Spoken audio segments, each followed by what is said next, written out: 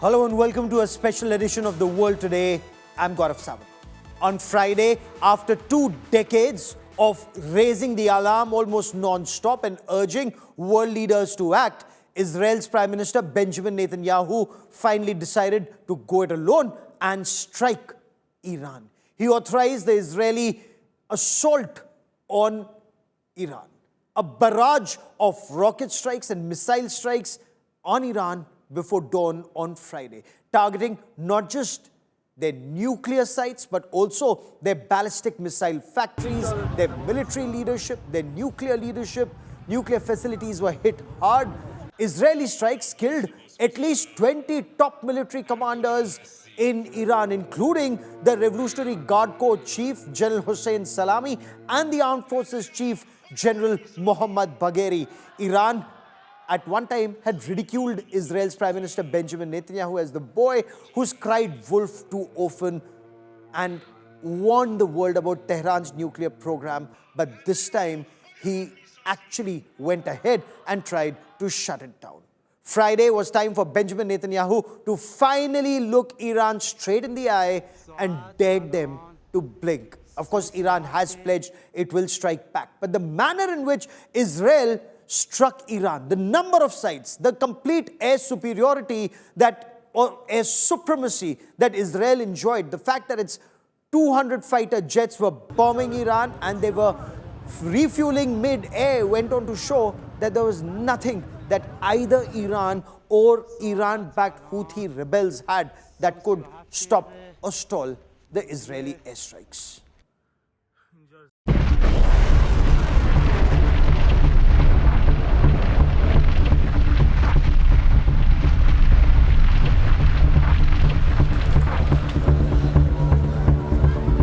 Operation Rising Lion, Israel's all-out military offensive against Iran. A preemptive strike that has sent ripples across the globe. Over 100 strategic locations across Iran reduced to rubble in just a matter of minutes.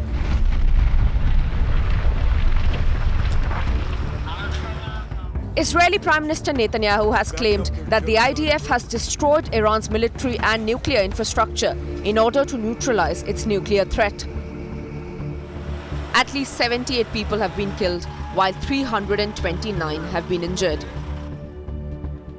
Confirmed to have died in the strike are Chief of Staff of the Iranian Armed Forces, Major General Mohammad Bagheri, Commander of the Islamic Revolutionary Guard Corps, Major General Hossein Salami, and Deputy Commander of Iranian Armed Forces, Major General Gholam Ali Rashid. Senior nuclear scientists Mehdi Tehranshi and Feridun Abbasi were also killed in the strikes.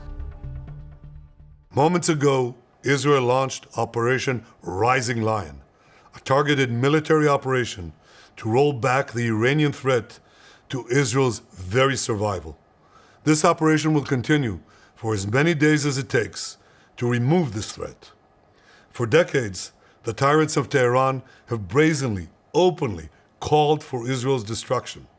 They've backed up their genocidal rhetoric with a program to develop nuclear weapons. A wounded Iran has warned of a belligerent response. Iran's Supreme Leader Ayatollah Ali Khamenei has reminded Israel that it must prepare for a bitter, painful fate. While Iran's President Masoud Pezeshkian has warned Israel that its response will make Israel regret its foolish act. Last night we witnessed the savage aggression of the criminal Zionist regime against Tehran and other cities in our country. An attack that led to the martyrdom of a number of children and women, innocent civilians, military commanders and nuclear scientists. This outrageous act, which blatantly violated all international obligations, once again confirmed the criminal nature of the illegitimate Zionist regime. Of course, the Iranian nation and its officials will not remain silent in the face of this crime.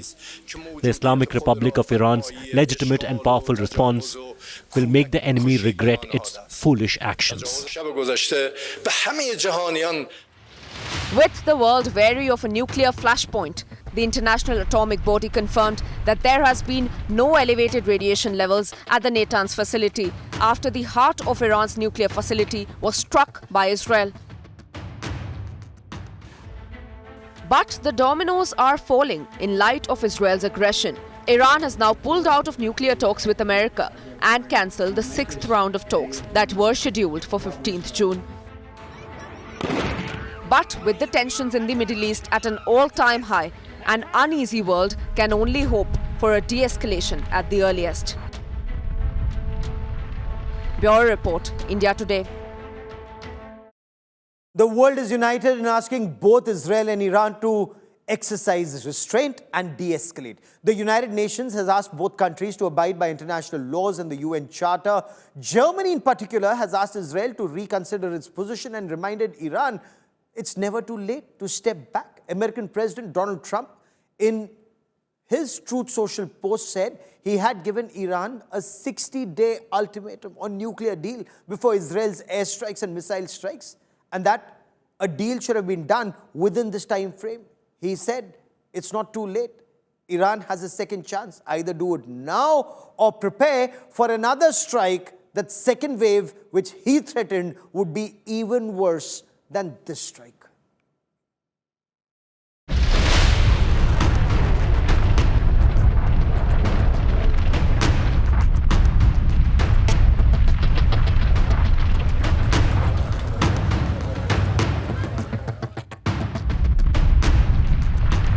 Israel strikes Iran and the news dominates headlines across the world.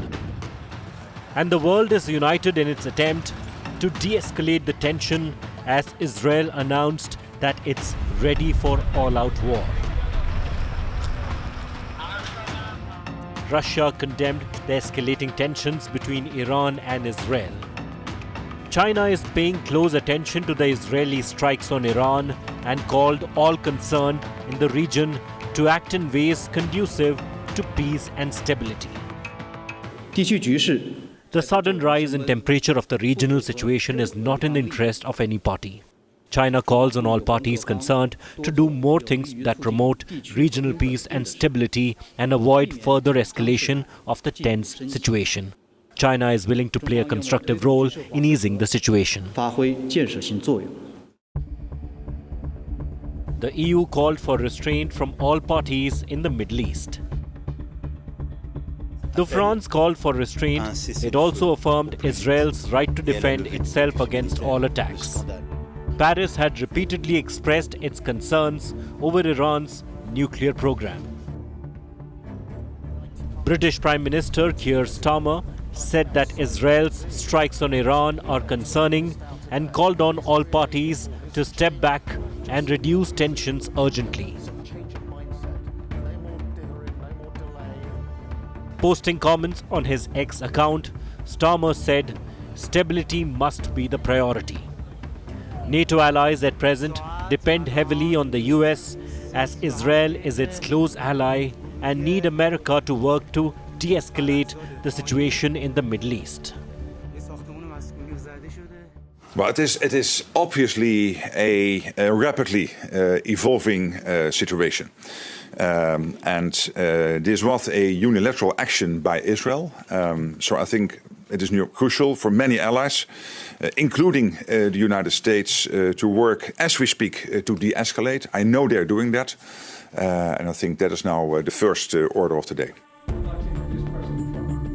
The American president, while posting on Truth Social, said that he had warned Iran multiple times. He posted, and I quote, "I told them it would be much worse than anything they know, anticipated, or were told. That the United States makes the best and most lethal military equipment anywhere in the world, by far, and that Israel has a lot of it, with much more to come, and they know how to use it. Certain Iranian hardliners spoke bravely, but they did not know what was about to happen. They are all dead now, and it will only get worse."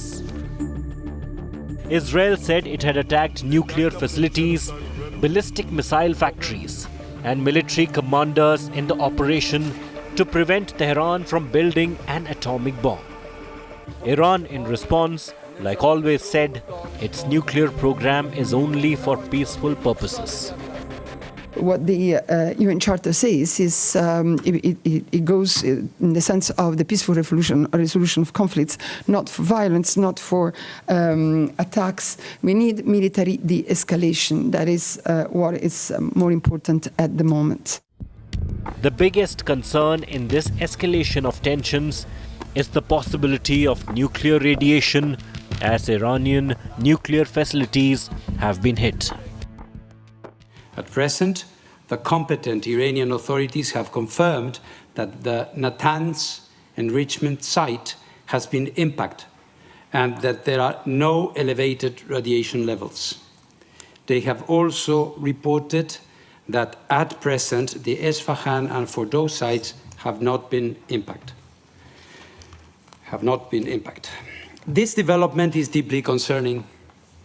I have repeatedly stated that nuclear facilities must never be attacked, regardless of the context or circumstances, as it could harm both people and the environment.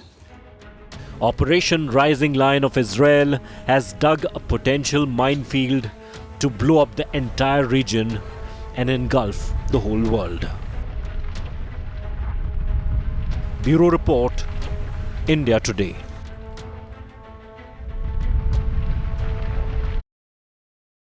Iran has summoned representatives of the United States to warn of repercussions of this Israeli aggression as it prepares to give an answer to Israel. Now, people in Iran are out on the streets. They're asking the regime to retaliate and retaliate hard. Iran, Iraq, and Jordan, they've closed their airspace. Now, this has led to detours and cancellation of many flights over this region. Now, Tel Aviv's Ben Gurion Airport, that's been shut down for some time. It's likely to remain shut for the next several days. Israel's air defense units are on a state of highest alert. Of course, Iran did send about 100 drones, but all those drones were intercepted. But there is apprehension that Iran could try and launch ballistic missiles. Of course, Israel has neutralized majority of these missile launch sites and production facilities. In fact, in one instance, Israel targeted those missile strikes from within Iran. Fuel prices, incidentally, have shot up in Europe in early trade on Friday morning. Israel, of course, is bracing for an all-out war. Hospitals are now being moved underground to the parking lots where people queued up also to buy grocery and stock up for at least a week, if not a fortnight.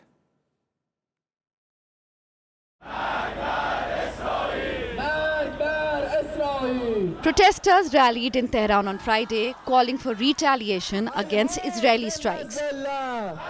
Iran has promised to make Israel regret. We want a strong revenge, a crushing revenge against those responsible, against the people who are truly involved in this matter. God willing, I want a definite and decisive response to be given to the root of this issue.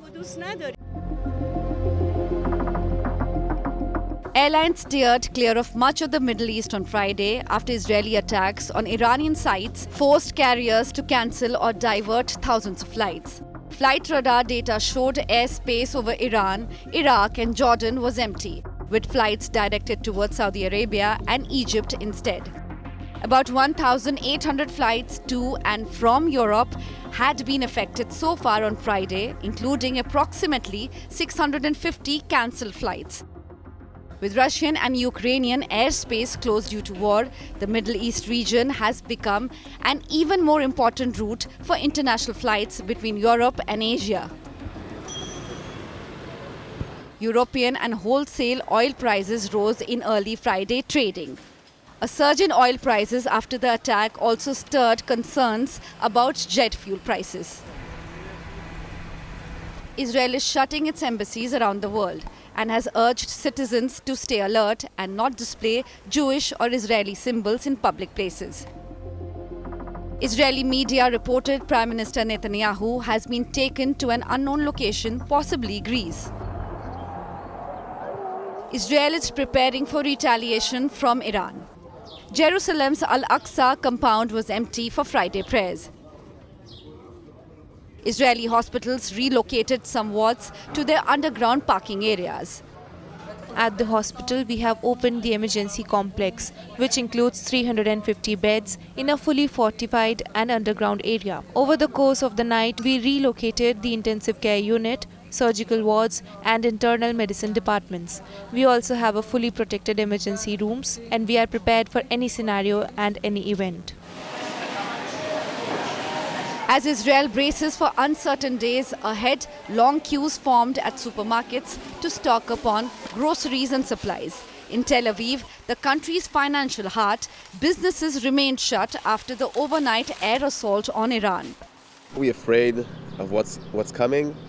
It's more like worrying about what's the end game. It's going to be perpetual on both sides.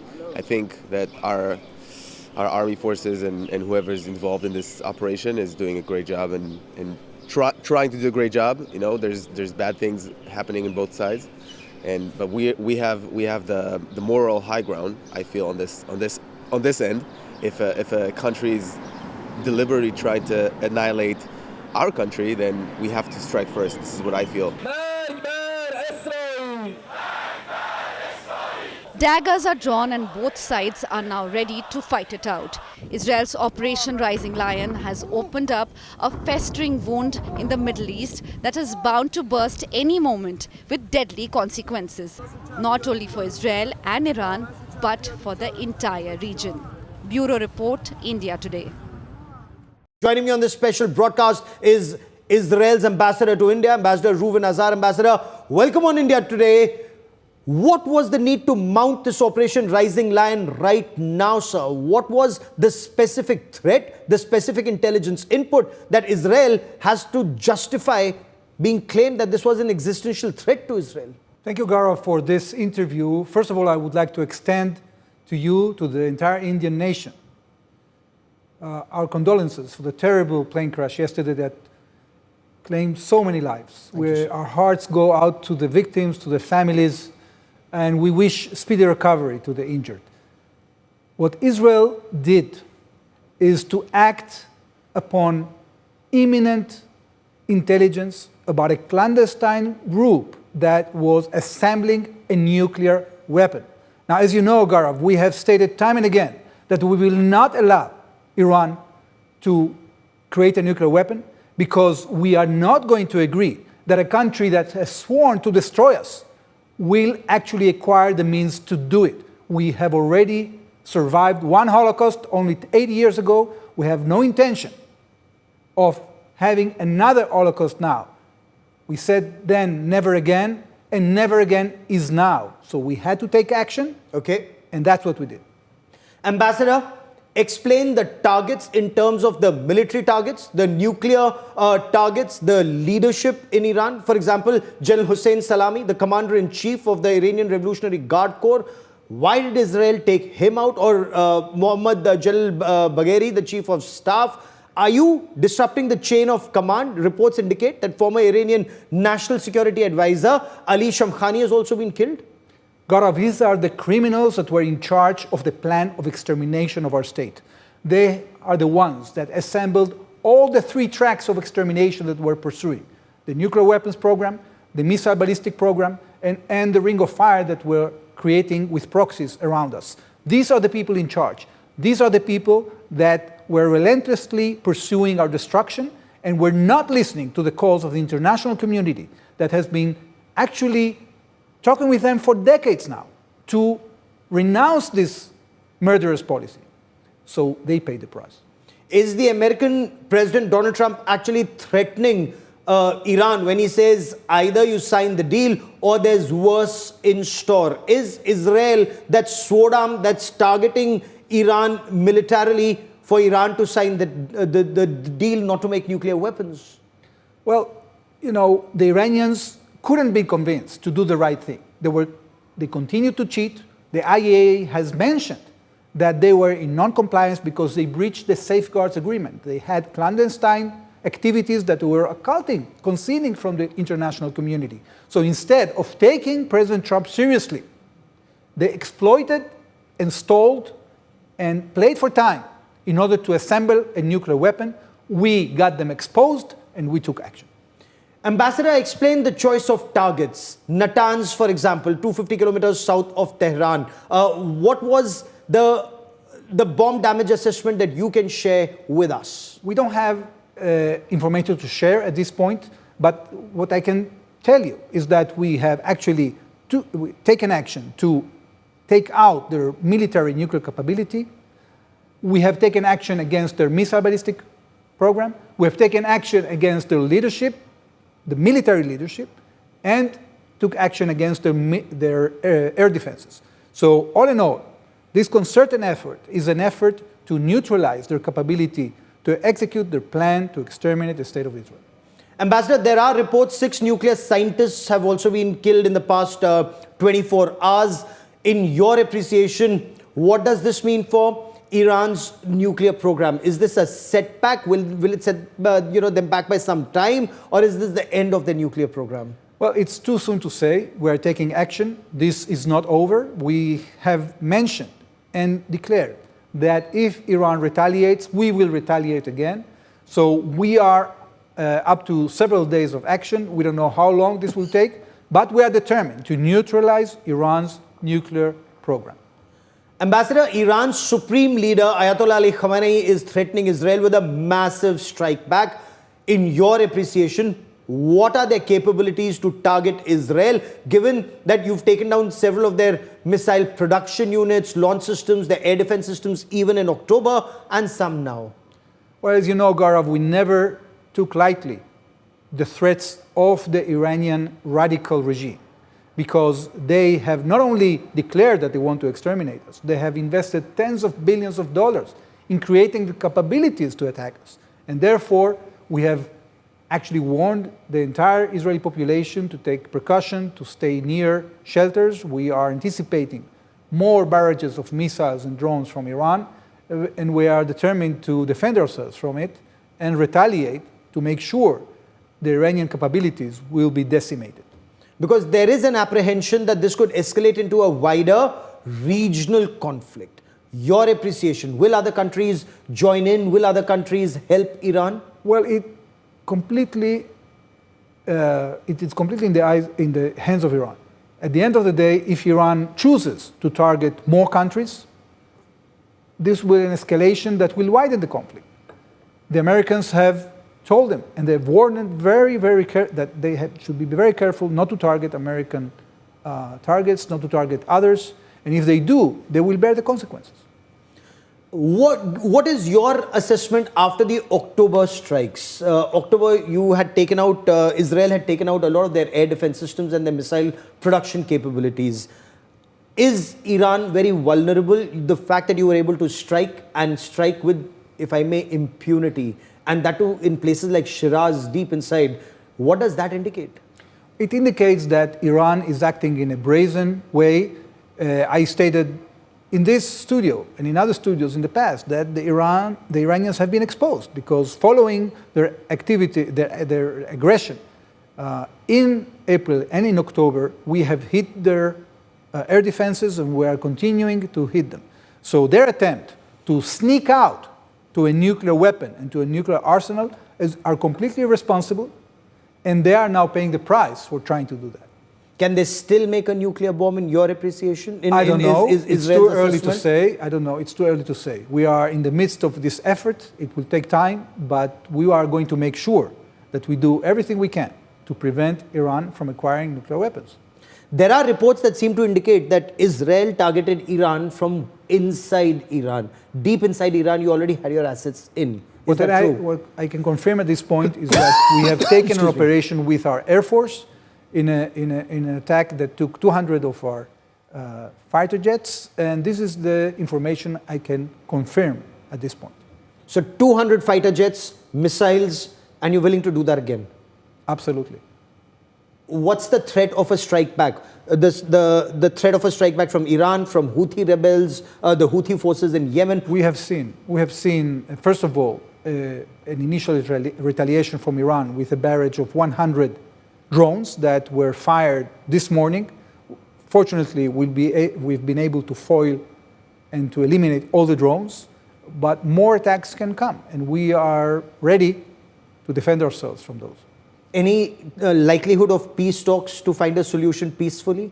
Well, we have tried that for so long, and we would wish that the Iranian people, which we don't have anything against, would send a message to this radical leadership that they have, that has sequestrated their future, that has diverted their richness to develop a military capability that's not only threatening Israel, but the entire region, that they will convince them to change course. Because Jews and Farsis, they have been having a great relationship for 3,000 years. And there is no reason why this awful regime would take that from us.